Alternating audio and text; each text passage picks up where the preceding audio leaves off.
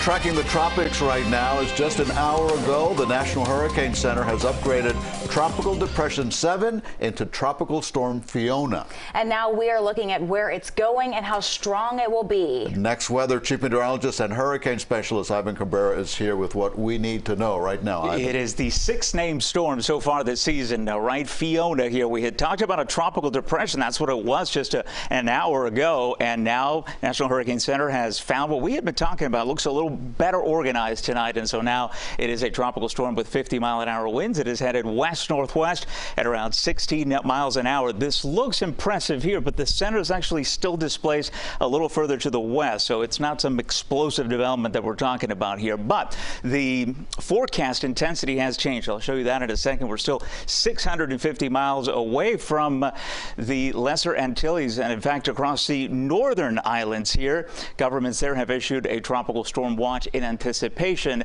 of those conditions coming in the next 36 hours, and they will be arriving just then, heading into the weekend here. 60-mile-an-hour winds, that's what's changed. So we had 45 before. So it looks like this will intensify a little bit more. I had mentioned, these things change, and that's why you have to keep checking back with us here. Puerto Rico, where are you? Saturday, 8 p.m.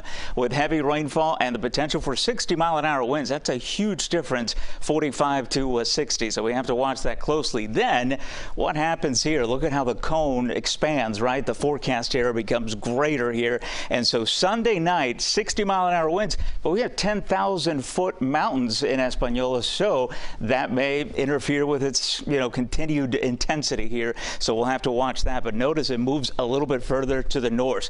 So that is the attract. That's the 11 p.m. advisory. I do want to point out we have a couple of scenarios here. We'll talk a lot more about that the next few days. There are these spaghettis you're used to seeing. Watch what happens towards the end, the clock, Monday, Tuesday, Wednesday. So a couple of things. If it stays weak and over the islands, I think we're dealing basically with a rain event. If it shifts a little bit further to the north, it actually intensifies, but that may shift it up well to the north of our area here, and so we'll be in much better shape. So a lot to talk about and a lot of time to watch it. That would be for next Wednesday. All right, so tomorrow, an alert day. Why? Because of all the rain that's already fallen. The ground in many areas is saturated. We had all the flooding for today, and it may not take much to get there again tomorrow. We'll talk about it in my full forecast coming up.